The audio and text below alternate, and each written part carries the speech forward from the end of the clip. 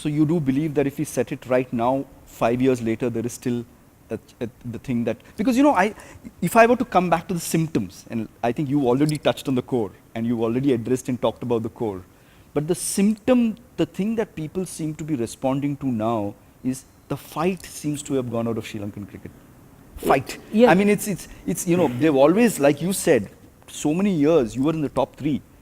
You wouldn't win every World Cup, but you were there, you were there, you were there, you were fighting everybody. And people to people, if you look at the talent, Mahela, if you look at Kusal Mendes, if you look at Karuna Ratne, if you look at Chandimal, if you look at Matthew, if you look at Gunatilake, if you look at some of the players, seems like there is talent.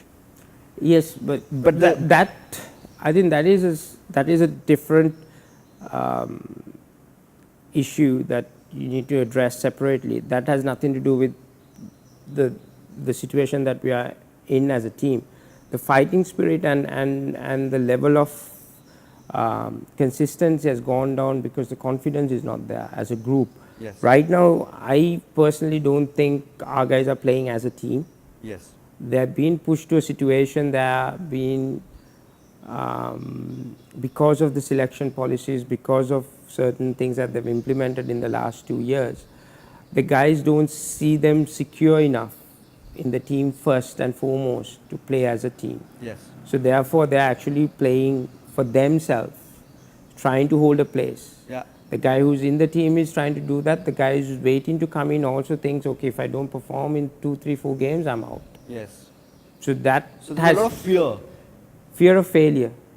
That's the actual word. Fear of failure is creeped into the unit, and it's very hard for anyone to function in that kind of environment. Yeah. So the immediate solution for that is to try and rectify those issues, have a structure that settles a team, and have a policy that this is how we are going to play for the next 12 months or 15 months, and this is our game plan. This is the guys who are going to deliver that for us, and have a lot of faith and trust. If there are few injuries happens here and there, yes, you need to have adequate bench strength to do that. So you need to create a bench strength that could take that burden. I do not agree that we had, yes, there were injuries for us in the last 2 years, and because of that we had to make certain changes. But there is two things: the injuries and the changes wasn't the issue. We had other changes made which created this issue, and injuries had influenced that to an extent. Yes, then you can't keep the same group of players, but even the replacements wasn't ready for the job. So just kept bringing in, taking out guys until the main player would come in. So that doesn't help the bench to settle into a role either. Yeah. So there were, I'm not pointing fingers, I'm just analyzing what has happened in the last 2 years. Sure. So it wasn't just one series or the other, but it happened in a way that where we have created this environment, and it's not a great environment for the players to be in. And I do put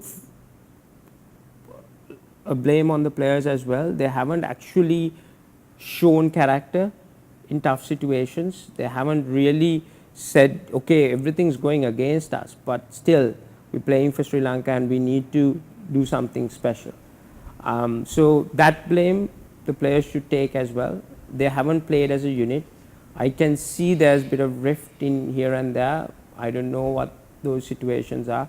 So that's something that you need to rectify. We've had so many captains, we had so many different leaders been appointed. Yeah. I mean, Harsha spoke in my chat-athon saying, if I look at the Sri Lankan team, there are 5 captains in the field. And he mentioned that as one of the things. We had few captains when we were playing as well, but who have done 2-3 years and then come off and said, no, I want the next guy to take over, I just want to concentrate. So those scenarios are different when you have what we had in the last 6 months. So see, that's where we don't see direction, and then the players don't see direction as well when you have different captains coming in and trying to create their own authority it's harder because then the next format there's a different guy. I mean, the modern day sometimes, yes, demand different captains for different formats, but if there is a quality guy, I mean, what now you've seen is obviously with Australia, they're trying to go back to that one captain Yes. who plays all formats. Across all formats. India is doing the same Yeah, thing. yeah. I mean, Virat Kohli is proudly saying, I want to play in all formats. Correct, and he's saying, okay, this is the this is the way I want to play, and this is the way this team is going to play. So Yes. we've created a culture. Yes. So South Africa has now gone to FAF as well. So FAF is, I saw the announcement, he's taken over the one-day job as well. So he'll lead all three formats for South Africa.